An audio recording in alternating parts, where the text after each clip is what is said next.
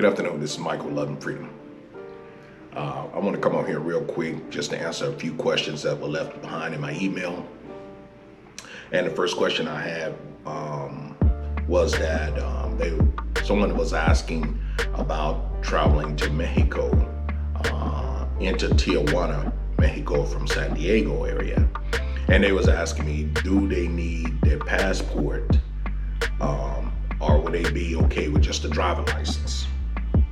Well, I've said this numerous of times over and over and over in my videos that I'm asking you guys to follow federal guidelines and procedure and policies as what documentation you need to enter to and from different countries.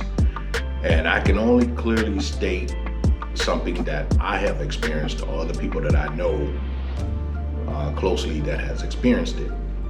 And I'm not asking you or telling you guys at any time to try to do things illegally. It does state on the website, immigration website, that you should have a valid passport when traveling to and from Mexico. There are some exceptions to the rule. I've been known, and it's been going on for many, many years, that immigration are allowing people, citizens, back into the United States via government issue ID, whether that may be driver license, passport, or ID card. They do recommend that you also have your birth certificate so they can easily identify your citizenship to the United States or wherever you may be from. But I can tell you this, if you're not a born citizen of the U.S. and you come back into the United States with just an ID card, you won't really, I'm just gonna be honest with you, you won't be able to enter the country until they have proven your identity and that you are a legal resident or a legal citizen of the United States. Now going back, I jumped off a little bit, going back into Mexico, traveling into Tijuana. I'm not very familiar with Tijuana's area because they have changed their strict policies and their rules, but you can check with the local immigration at that border. You can also check with the Mexican Consulate and Immigration of Mexico, because I know coming into San Luis or Los Algodones, Mexico, they don't require you to show any proof of documentation coming into the country of Mexico. And I'm speaking only for those areas: Mexicali, Baja California, Los Algodones, Baja California, and San Luis, Mexico, Rio Colorado, Sonora. You don't need documentation, as well as Nogales, going into Nogales, Sonora, to enter into Mexico. In those areas, I am very familiar with those areas, and you do not need documentation. Now, at no time I'm telling you guys that Tijuana is requiring you to buy a visa or all that stuff. For what I've been told before in the past, that during the pandemic, they was asking people to pay the $30 visa to enter, no matter if you were just going over for a day or not.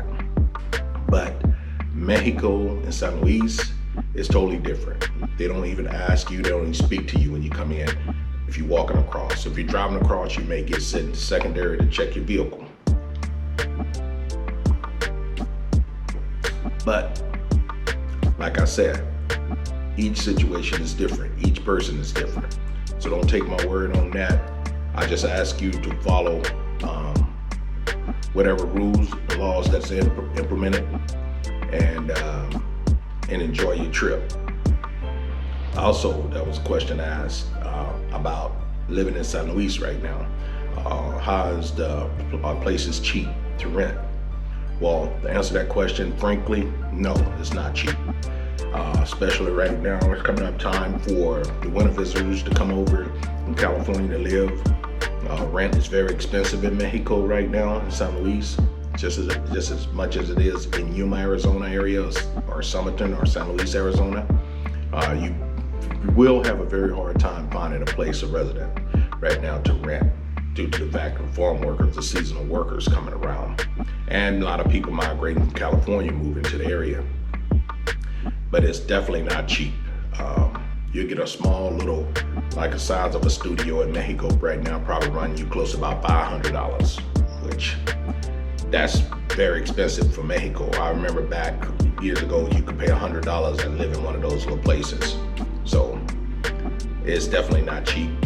And I don't have no recommendation what area to live into or any of that matter right now, because things are still pretty hectic right now in San Luis. They are still kidnapping people.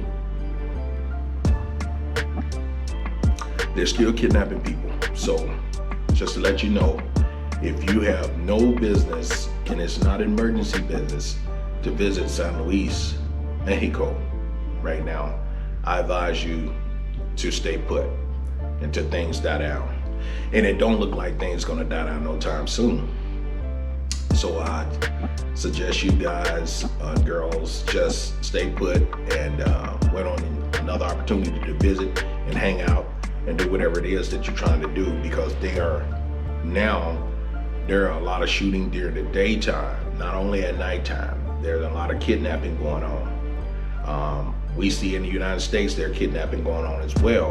There's a lot of sick individuals out there also.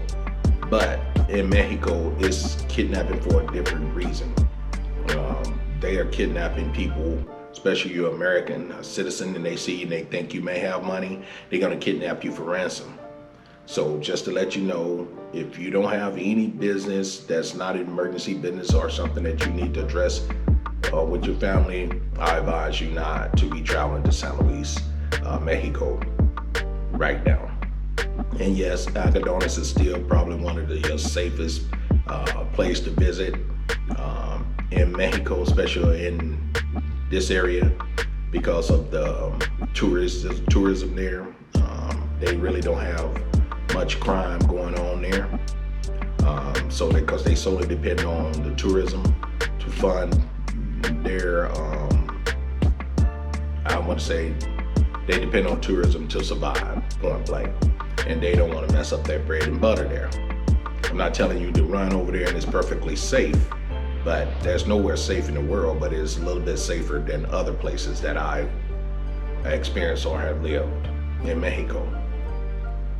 But those are just a few quick questions I wanted to jump in here and answer you guys, and tell you guys to make sure you go back and watch videos that I posted previously about crossing to Mexico or things in Mexico or different areas, neighborhoods in Mexico.